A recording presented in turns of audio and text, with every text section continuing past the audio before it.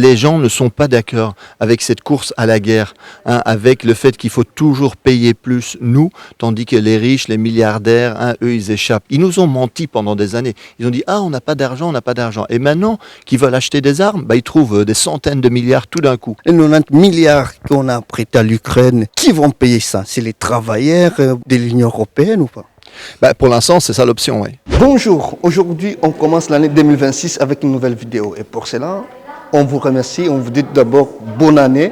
On est venu ici pour vous expliquer où passent nos impôts et on avait eu l'occasion de parler avec notre député de PTB, Marc Botenga. Et vous allez voir des images là où on met plus d'argent, là où il y a des gens qui volent, souvent. C'est ce qu'on va dire. Merci. Je suis Marc Botenga, député européen du Parti du Travail de Belgique, le PTB, qui siège au groupe de la gauche au Parlement européen.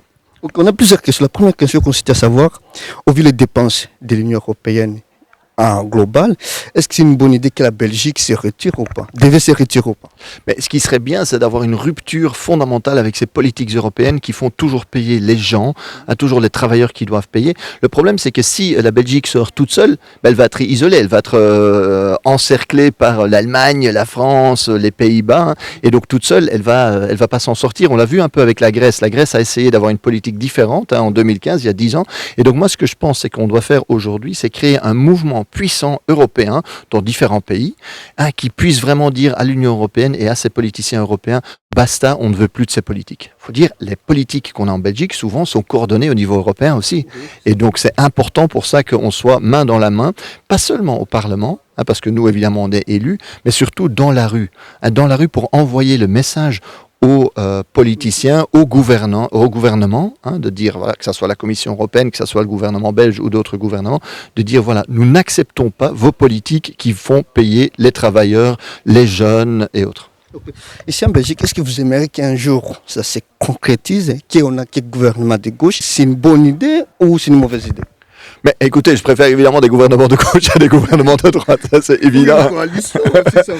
Mais évidemment, non, mais je veux dire, on veut évidemment avoir le pouvoir, arriver au pouvoir, etc. C'est normal quand on fait de la politique, c'est le truc. Moi, ce que je pense qui est vraiment impressionnant, c'est que quand les Grecs ont eu un gouvernement de gauche, en fait que beaucoup de pays européens, beaucoup de gouvernements se sont coalisés avec la Banque centrale, etc. pour écraser les tentatives de ce gouvernement de faire autre chose, de faire une autre politique. Et donc je pense que ce qui est important, c'est que on ait ce mouvement populaire, ces grandes manifestations, ces organisations qui puissent imposer une rupture avec les politiques. Parce que sinon, j'ai peur qu'un gouvernement uniquement en Belgique, etc., se fasse complètement écraser. Et donc, si on veut une vraie rupture, et je pense qu'on a besoin d'une rupture, je pense que les gens n'en peuvent plus. Les jeunes, maintenant, ils viennent, on leur dit que quasiment, ils n'auront plus jamais de pension quand on continue comme ça. Vous voyez la précarité, etc. Donc, on a besoin de cette rupture. Et je pense qu'on ne peut l'avoir que si on combine ça avec ces grandes mobilisations. Et donc, voilà, c'est vraiment un appel à se mobiliser tous ensemble. Les 90 milliards qu'on a prêtés à l'Ukraine, qui vont payer ça? C'est les travailleurs de l'Union européenne ou pas? Pour l'instant, c'est ça l'option, oui. Donc pour l'instant, il y a effectivement eu un prêt, donc un prêt européen, pour dire voilà, on va aller sur les marchés financiers chercher l'argent. Alors certainement, il devrait être remboursé. Tout le monde est d'accord que l'Ukraine ne saura pas rembourser ce prêt. Et donc pour l'instant, effectivement, ce qu'ils veulent, c'est faire payer tôt ou tard. Ça sera la classe travailleuse européenne qui risque de payer pour ça. Et c'est pour ça qu'avec le PTB, on a toujours dit il nous faut la paix. Arrêtez cette guerre. Discutons, négocions. Et l'Union européenne, elle a tellement pas voulu négocier qu'à un certain moment, on avait Trump et Poutine qui discutaient de la sécurité en Europe sans nous.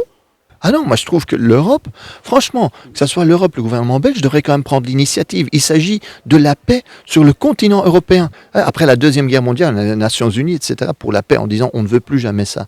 Eh bien aujourd'hui, cette leçon, l'Europe, elle semble l'avoir oubliée, elle parle plus que des guerres. Militariser, plus des guerres. Les gars, diplomatie, discutons. On peut discuter. Ma dernière question. En tant que député au Parlement européen, est-ce qu'il y a des choses que vous voyez ici qui ça ne fonctionne pas bien, ou il y a des dépenses abusives ici au Parlement européen? Ça c'est quand même clair.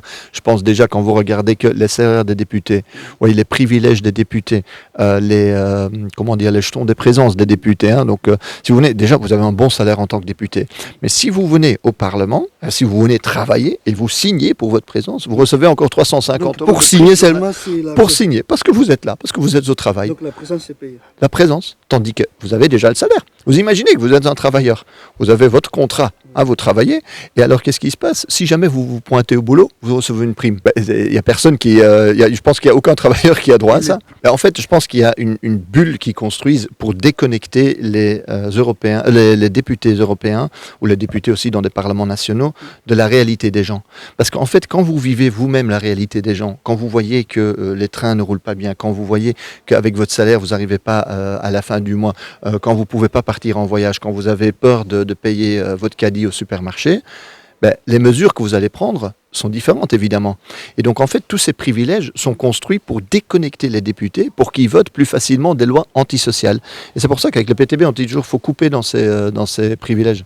Quel est votre message pour les jeunes? Quel encouragement que vous donnez aux jeunes qui vont vous regarder en tant que députés au Parlement européen?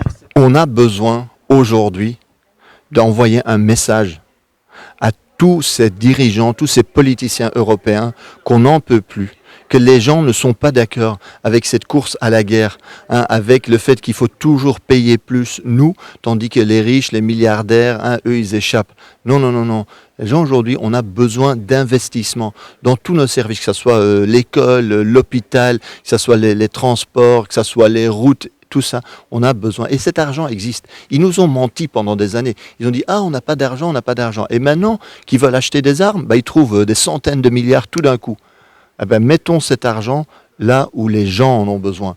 Ça, c'est première chose. Et deuxième chose, redécouvrez la diplomatie. Il faut qu'on arrête les guerres, il faut qu'on fasse de la diplomatie.